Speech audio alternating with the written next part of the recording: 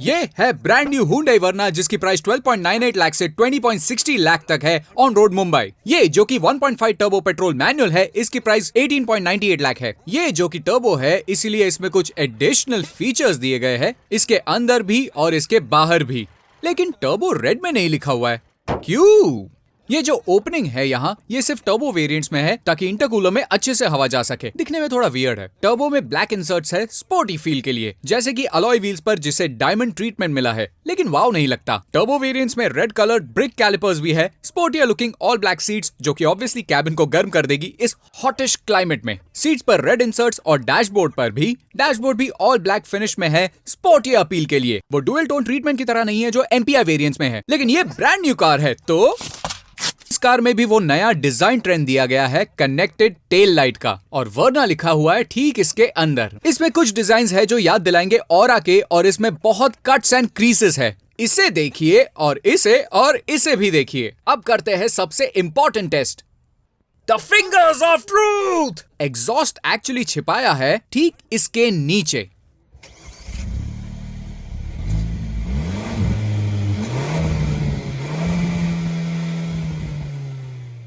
अब बात करते हैं इस कार के डिजाइन के बारे में।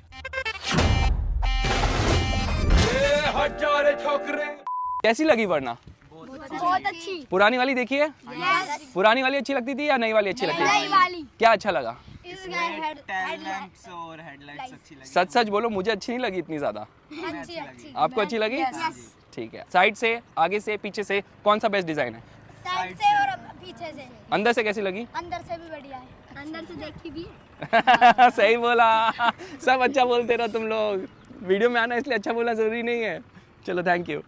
नई वर्ना चौड़ी है लेकिन हाइट के मामले में कम है, इसलिए इसका सीडी वैल्यू ज्यादा है पुरानी वर्ना के कंपैरिजन में। ये अब ज्यादा लंबी है, साथ में इसका व्हील बेस भी लंबा है। ये इसका मिनिमम लेग रूम है, वो मैक्सिमम लेग रूम है, जिसका मतलब है रियर सीट का लेग रूम और नी रूम इम्प्रूव हुआ है। लेकिन अंडर थाई सपोर्ट एवरेज है मेरे जैसे लंबे इंसान के लिए, और इसीलिए हेडरूम भी मेरे लिए एक इश्यू है। इसमें एक मैनुअल सनब्लाइंड है रियर विंडस्क्रीन के लिए। सीट्स अच्छे और कंफी है। ड्राइवर सीट्स में इलेक्ट्रिक एडजस्ट है, लेकिन वो हाइट एडजस्टमेंट के लिए नहीं है जो अब भी मैनुअल है। वर्ना में कई सारे फीचर्स है। Remote start, fully digital 10.25 inch instrument cluster अच्छे ग्राफिक्स में, नया 10.25 इंच कर्व्ड इंफोटेनमेंट सिस्टम जिसका यूज बहुत ही स्लिक है, एक reverse parking camera adaptive guidelines के साथ, अगेन डिस्प्ले ऑसम है, front end rear parking sensors भी है, एम्बिएंट लाइट जिसमें 64 कलर्स है। दैट्स राइट, ये उतना ही है जितना मर्सिडीज बेंज कार्स में होता है। वर्ना आपको केबिन के अंदर का AQI भी बताएगा। इसमें ड्राइवर रेयर व्यू मॉनिटर भी है। इसमें ढेर सारे कनेक्टेड कार फीचर्स भी है मल्टीपल लैंग्वेज सपोर्ट के साथ। इसमें ये फोन प्रोटेक्शन है जो बेसिकली एप्पल कारप्ले और एंड्रॉइड ऑटो के लिए है। इसमें बिल्ट इन नेविगेशन भी है, वेंटिलेटेड और हीटेड फ्रंट सीट्स, एक wireless charging pad, auto dimming rear view mirror के अंदर, steering mounted controls, steering adjust reach और रेक दोनों के लिए, क्लाइमेट कंट्रोल, एयर कंडीशनिंग। ये अनरैप करना रह कैसे गया?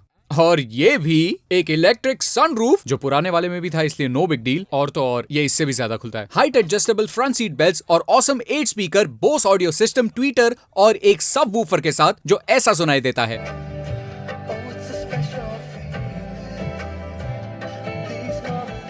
Nice. Isofix child seat mounts, automatic headlights जिसके 4 सेंसर्स फ्रंट में है और 4 सेंसर्स रियर में भी।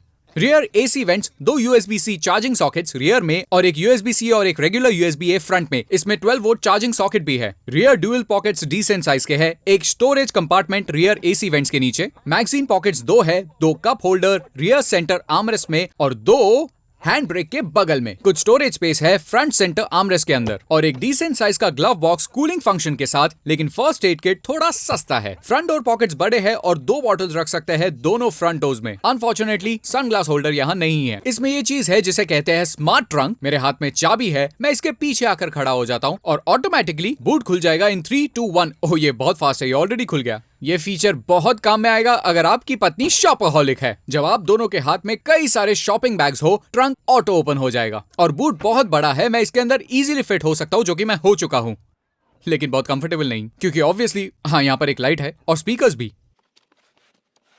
Keep rolling. ओह गॉड, काहे को स्टंट्स करने का भाई। और इससे पहले कि आप कहे कि Hyundai ने पैसे दिए हैं, ये वो 5 चीजें जो मुझे नहीं पसंद। Number 1, the design. ये पोलराइजिंग है। यानी फ्रंट एंड लव इट या हेट इट है। और ये Hyundai लोगो इतना बड़ा क्यों है? ये मेरे माइक बॉक्स से भी बड़ा है। और ये डिजाइन इस 2 स्पोक स्टीयरिंग का बहुत पोलराइजिंग ओपिनियन इवोक कर रहा है। कुछ इसे पसंद करता है, कुछ नहीं। ये बहुत अटेंशन अट्रैक्ट करता है क्योंकि ये एक ब्रांड न्यू कार है और एक Hyundai भी है, जिसका मतलब है कि लोग इसे खरीदना चाहेंगे। और वर्ना की काफी बड़ी लेगेसी है, इसलिए शूट करना मुश्किल हो जाता है क्योंकि सब लोग रुक कर कार को देख रहे हैं। Some like it but most love it. तो ज्यादातर लोगों को इसका डिजाइन पोलराइजिंग लगता है। मुझे लगता है काफी लोग ऐसे एजी स्टफ पसंद करते हैं। नंबर 2, डीजल इंजन का ना होना। वर्ना सिर्फ पेट्रोल इंजन ऑप्शन में आता है और वो 1.5 MPI को 1 लीटर टर्बो होना चाहिए था और 1.5 लीटर टर्बो 1.5 लीटर टर्बो ही है, लेकिन डीजल को डिसकंटिन्यू करना कूल नहीं था।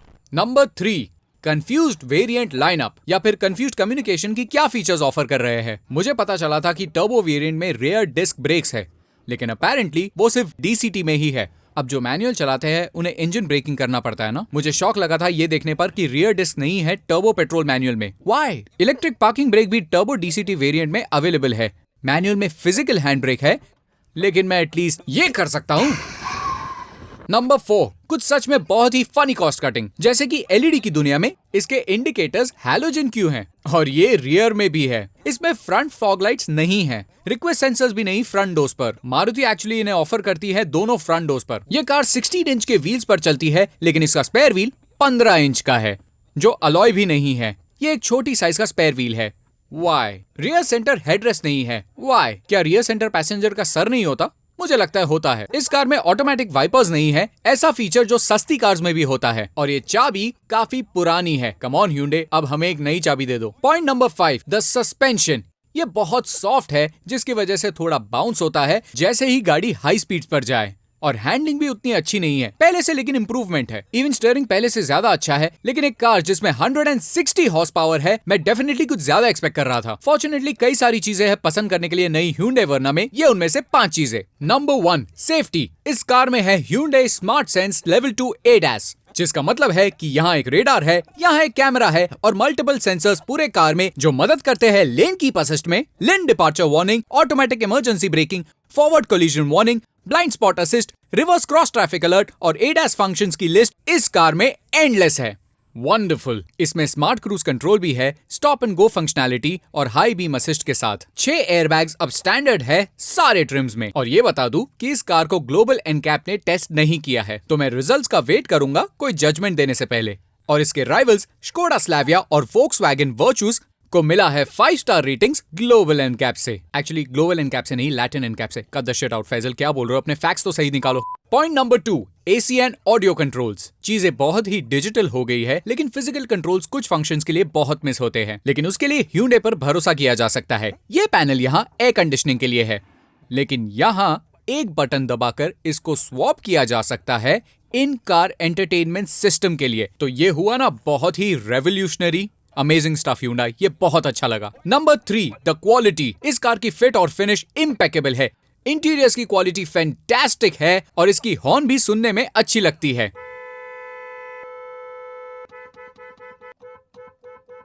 ओके, बहुत हॉर्नी हो लिया, सॉरी हॉन्की। ओ, वो एक कार का नाम है। Number 4, performance.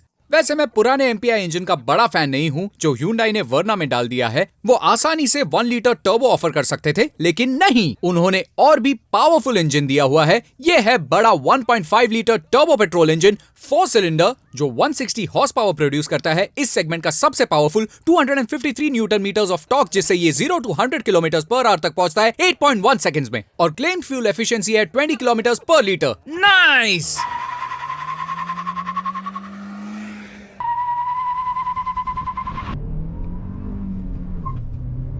Number 5, Hyundai sales and after sales, जो है जस्ट इम्पेकेबल। ये कार आती है 3 साल की अनलिमिटेड किलोमीटर्स वारंटी के साथ, जिसको एक्सटेंड किया जा सकता है 7 साल तक। इसका लोएस्ट मेंटेनेंस कॉस्ट है पूरे सेगमेंट में, और इसमें पैकेजेस है ऑप्ट करने के लिए 5 साल तक रिपेयर्स और मेंटेनेंस के लिए। इसमें 3 साल का कॉम्प्लीमेंट्री ब्लू लिंक मिलता है, जो इसका कनेक्टेड कार वाला चीज है, और 16 फ्री OTA मैप अपडेट भी मिलते हैं। बढ़िया ना? अब टाइम है कार के ADAS फंक्शंस को टेस्ट करने का। तो शुरू करते हैं फॉरवर्ड कोलिजन वार्निंग से। ये यहाँ ये बता रहा है कि कोलिजन वार्निंग, केयरफुल रहो। तो हाँ, ये बहुत अच्छे से और फ्लॉलेसली काम करता है। नेक्स्ट ट्राई करते हैं इसका। ओह माय गॉड, ये पत्थर कहाँ से आ रहे हैं? ओके, तो मैं इस कार को ओवरटेक करता हूँ और राइट इंडिकेटर देता हूँ। यहाँ ये मुझे बता रहा है no no no no no, ये स्टंट मत ट्राई करना। अगला lane keep assist, of course. क्या ये लेन्स को जान पाएगा? इसने जान लिया लेन्स को। ये मुझे लेन में वापस ले जा रहा है। कह रहा है कि हाथ स्टीयरिंग व्हील्स पर रखो। तो हाँ, ये इसे भी आइडेंटिफाई कर लेता है। तो सारे एडास फंक्शन सच में बहुत अच्छे से काम करते हैं इस कार में। अगर आप नए हैं यहाँ पर तो आपके लिए ये वीडियो यही खत्म हुआ। लेकिन अगर आप सच्चे फास्ट बीमर हो तो ये है वो जो आप एक्चुअली देखने आए हो, कि मैं इस गाड़ी को पागल की तरह चलाऊं और इसे दाना दे दूं।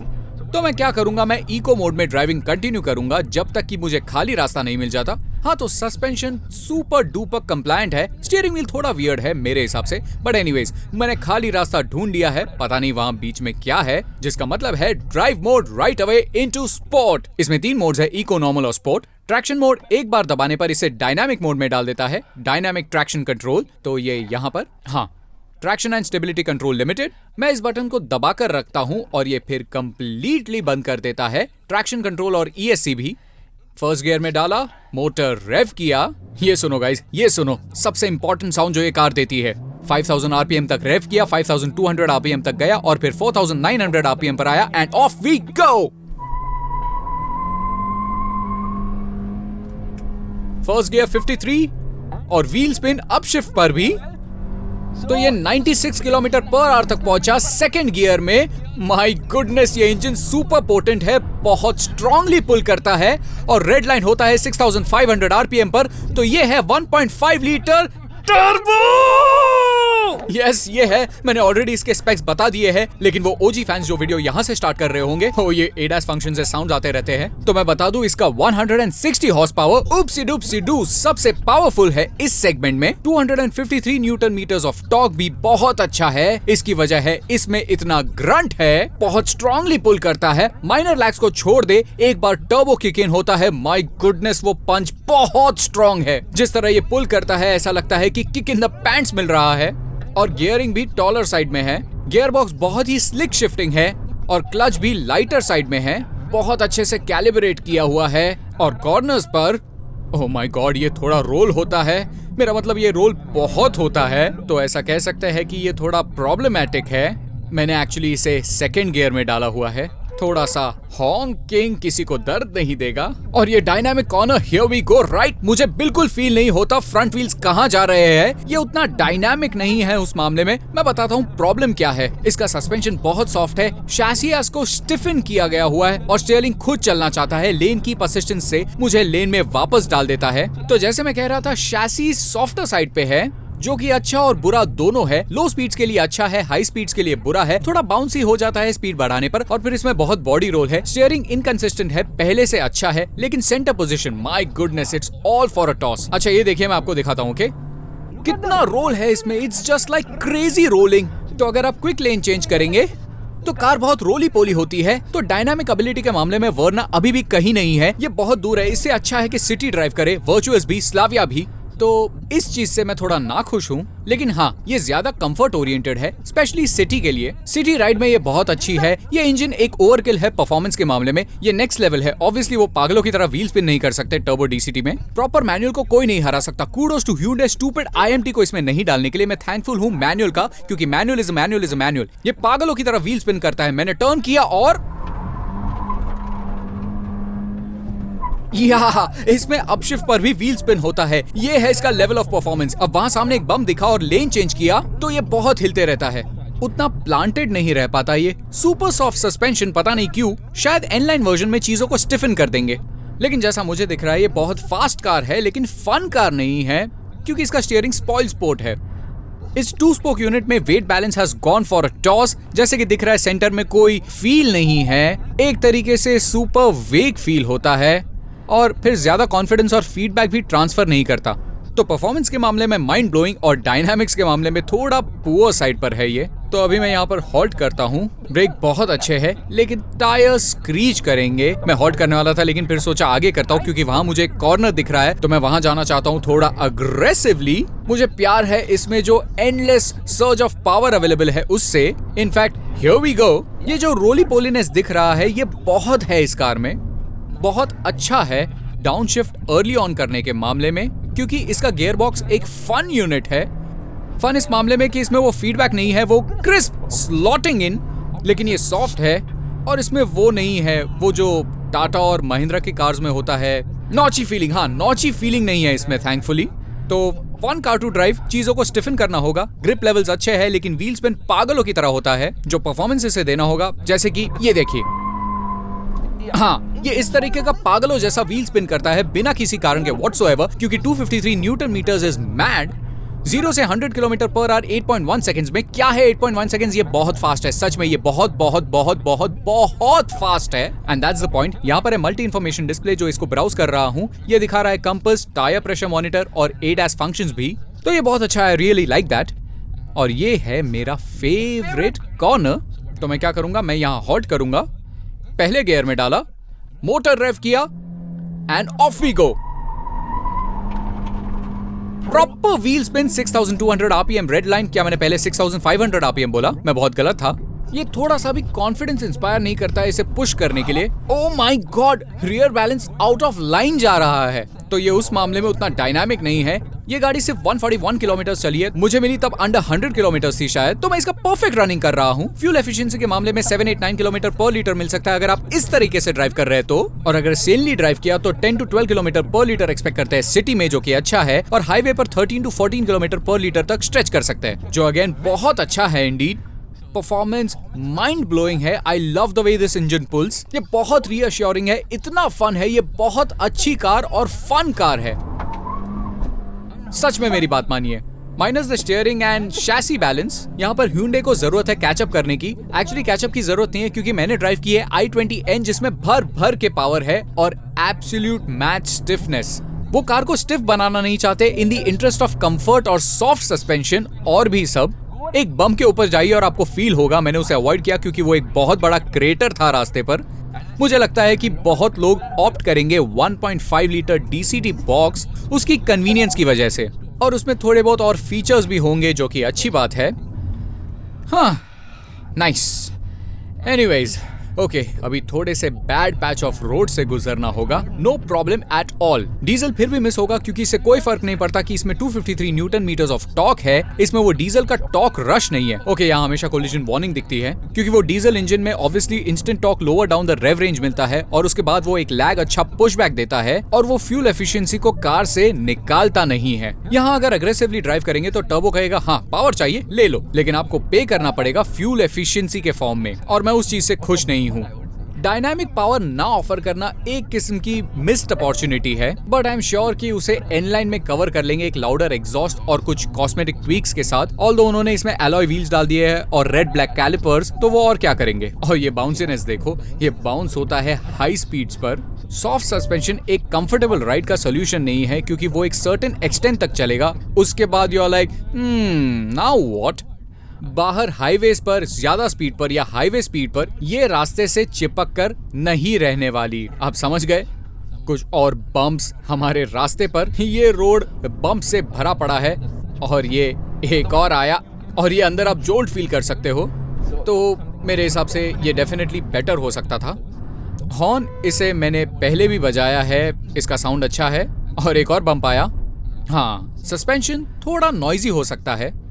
ओवरऑल रिफाइनमेंट बहुत ही अच्छा है। ये engine super smart, super silent, super refined, super कितना सुपर बोल दूं, लेकिन ये बहुत अच्छा है, मुझे बहुत अच्छा लगा। सस्पेंशन को जैसे कैलिब्रेट किया है सिटी ड्राइविंग के लिए, ज्यादातर लोग सिटी में चलाने के लिए खरीदेंगे और कुछ वर्ना एंथुसियास्ट है जिन्होंने वर्ना की कसम खाई है, वो इसे खरीदेंगे और मॉडिफाई करेंगे। ऑफ कोर्स जब वो ऐसा करेंगे तो चीजें अलग दिखेगी। फिर वो स्टेज 1 स्टेज 2 ट्यूनिंग भी करेंगे जो पावर और टॉर्क बम्प अप करेगा। आपको उड़ता हुआ फोन देखना है, नो प्रॉब्लम, यहाँ देखते रहिएगा क्योंकि मैं करने वाला हूँ ब्रेक टेस्ट और हम जाएंगे 100 किलोमीटर पर आवर की स्पीड पर और मैं जोर से ब्रेक मारूंगा।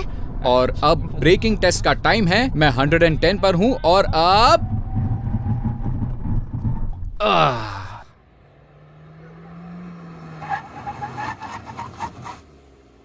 ब्रेक्स एक्चुअली अच्छे हैं, सच में अच्छे हैं। टाइम है क्विक यू टर्न का। टर्निंग रेडियस है जो बुरा नहीं है, not bad at all. Sharing low speeds पर लाइट लगती है, Hyundai स्पेशलिटी। एंड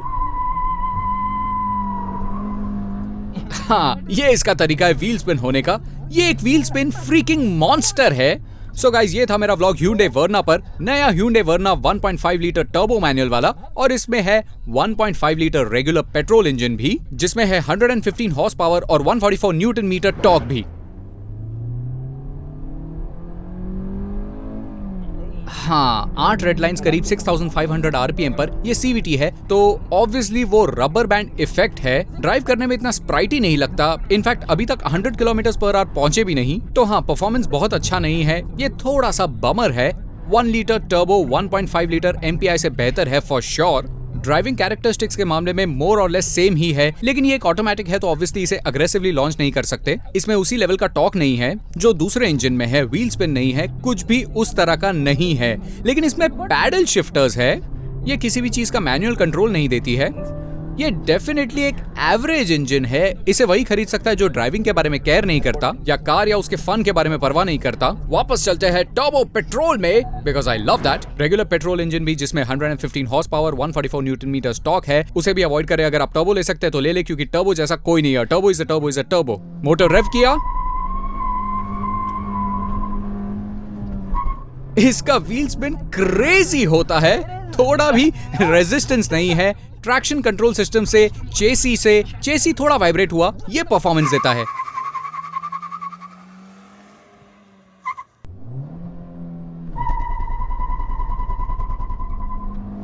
ये काफी ज्यादा वाइब्रेट होता है, और व्हील स्पिन अपशिफ्ट पर, ये थर्ड पे अपशिफ्ट करने पर भी होता है। ऑल्दो थर्ड पर व्हील स्पिन कम होता है, फिर भी कुछ सेकंड्स में बढ़ जाता है।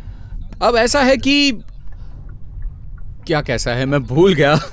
एनीवेज, पॉइंट ये है कि ऑटोमेटिक ज्यादा एफिशिएंट है, तो नंबर 6 डीसीटी ज्यादा एफिशिएंट है compare to the manual turbo variants, obviously claim numbers. और 1 किलोमीटर पर लीटर ज्यादा एफिशिएंट अगर बात करें 1.5 नेचुरली एस्पायरेटेड पेट्रोल इंजन के बारे में, क्योंकि उसमें सीवीटी है, यानी 1 किलोमीटर पर लीटर ज्यादा एफिशिएंट। 19.6 वर्सेस 18.6 किलोमीटर पर लीटर क्लेम नंबर्स, ऑब्वियसली वैसा कुछ सच में नहीं मिलने वाला है जिंदगी में।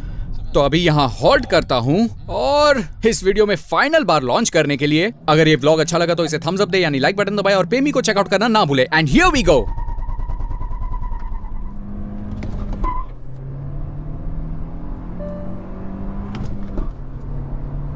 रिमोट स्टार्ट, चल ले भाई।